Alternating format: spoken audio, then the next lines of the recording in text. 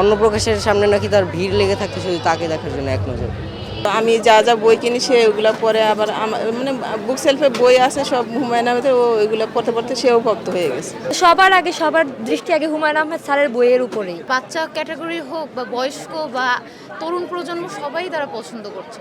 আসলে ছোটবেলা থেকেই ওনার বই আমি খুব পড়তাম, যখন 9-10-এ পড়ি, এসএসসি পড়ি, তখন থেকেই পড়াশোনা পড়তাম। মানে সেইভাবে মানে ওনার সব বইগুলি আমার কালেকশনে রাখতাম আর কি। পড়তাম, মানে পড়তে খুব ভালো লাগতো, সহজ সরল সাবলীল ভাষায় লেখা থাকতো, এই জন্যই ভালো লাগতো। এই জন্য এখনও আসা যে বাসায় একটা দুইটা বই অনেকে নিয়ে গেছে, মিসিং হয়েছে, এই জন্য আবার খুঁজে খুঁজে নিতেছি, পড়তেছি। মানে ম্যাক্সিমাম বই ওনার আমার আছে আর কি। সবগুলি চরিত্রই ভালো লাগে, মিসির আলী চরিত্রটা বেশি ভালো লাগে। এই মিসির আলী চরিত্রটা ভালো লাগার পেছনের কারণটা মানে ওইটা হলো যে একটু সায়েন্স ফিকশন টাইপ, তো মানে মানে কোনো কিছু নিয়ে না গবেষণা করে আর কি, বিভিন্ন কিছু নিয়ে গবেষণা করে কোনো একটা বিষয় অবতারণা হইলো, তারপরে সে আবার মানে তার কাছে কেউ যায়, যাওয়ার পরে উনি আবার এইটার কারণ উদ্ঘাটন করে। মানে এই জন্যই আমার কাছে ভালো লাগে, খুবই মিস করি। উনি আসলে এত অকালে চলে গেছেন, এটা আসলে ভাবাই যায় না, মানে মানতে পারি না আর কি। উনি থাকলে অনেক কিছু দিতে পারতেন জাতিকে। আচ্ছা, এই যে আমার মেয়ে ঢাকা ইউনিভার্সিটিতে পড়ে, সে তো আমি যা যা বই কিনি সে ওইগুলো পড়ে, আবার মানে বুক সেলফে বই আছে সব হুমায়ুন আহমেদের, ও ওইগুলো পড়তে পড়তে সেও ভক্ত হয়ে গেছে। এক নম্বর হচ্ছে আমরা যখন আমাদের সময়কালটা যখন তখন ওনার বইটা আমাদের বেশি ভালো লাগতো আর কি। সেই সময় আমাদের সময়ের লেখকদের মধ্যে উনিই ছিল আর অনেক জনপ্রিয় আর কি।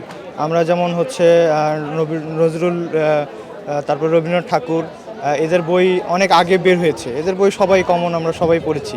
কিন্তু আমাদের সময় বর্তমান আমাদের যে জেনারেশন, তারা হচ্ছে ওনার সময় যে নতুন নতুন বইগুলো আছে, এগুলো বই আমাদের জন্য অনেক মোটিভেশন, তারপরে আমাদের আবেগ, তারপর সব কিছুই আমাদের সাথে জড়িত আর কি।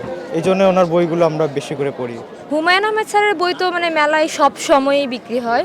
তো আজকে সকাল থেকে মানে দেখা যাচ্ছে আজকে এরকম মানে পড়ুয়া যারা মানে ওরাই আসছে, তো সবার দৃষ্টি আগে হুমায়ুন আহমেদ স্যারের বইয়ের উপরেই। হুমায়ুন আহমেদ স্যারের বই আর হচ্ছে জাফর ইকবাল স্যারের বই। হ্যাঁ, যেমন ওই যে রুমালিটা, হুমায়ুন আহমেদ স্যারের যে রুমালি আছে, তারপর ছায়াবীতি, জল ও জ্যোৎস্না, এই বইগুলোই বেশি বিক্রি হচ্ছে আমাদের। এখনও ওরা অনেক মিস করছে, ওরা এখনও অনেকে বলছে যে স্যার আজকে থাকলে মানে অনেক বই পড়তে পারতো। আবার এমন অনেক পাঠকও আছে যে তারা হুমায়ুন আহমেদ স্যারের সব বই পড়ে ফেলছে, মানে এখন এরকম টাইপের ওইরকম তাদের রুচি অনুযায়ী এরকম বই পাচ্ছে না। আসলে আমি হুমায়ুন আহমেদ যখন বেঁচে ছিলেন তখন আমি খুবই ছোট ছিলাম, আর এটা আমার বইমেলার প্রথম আসা, এর আগে আমি কখনো আসিনি। আমার জানা মতো হুমায়ুন আহমেদ যখন বেঁচে ছিলেন প্রতিটি বইমেলায় তিনি আর কি অ্যাপিয়ারেন্সেস খুব ভালো ছিল। অন্নপ্রকাশের সামনে নাকি তার ভিড় লেগে থাকতে শুধু তাকে দেখার জন্য এক নজর। আমার আফসোসটা হলো হুমায়ুন আহমেদ এমন এক সময় মৃত্যুবরণ করেছেন 2012 সালে মূলত।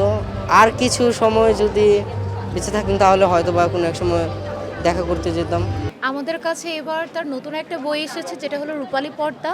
আমি আপনাকে একটু কাইন্ডলি দেখাচ্ছি।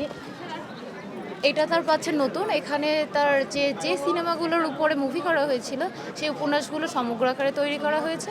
আর তাছাড়াও আমাদের কাছে আছে অনিল বাগচি বিপদ। দেখা যাচ্ছে যে জাফর ইকবাল স্যার, হুমায়ুন আহমেদ স্যারের বইগুলো সব মানে সে বাচ্চা ক্যাটাগরি হোক বা বয়স্ক বা তরুণ প্রজন্ম সবাই তারা পছন্দ করছে। তাদের পছন্দের লিস্টে ফার্স্ট চয়েসই তারা থাকে।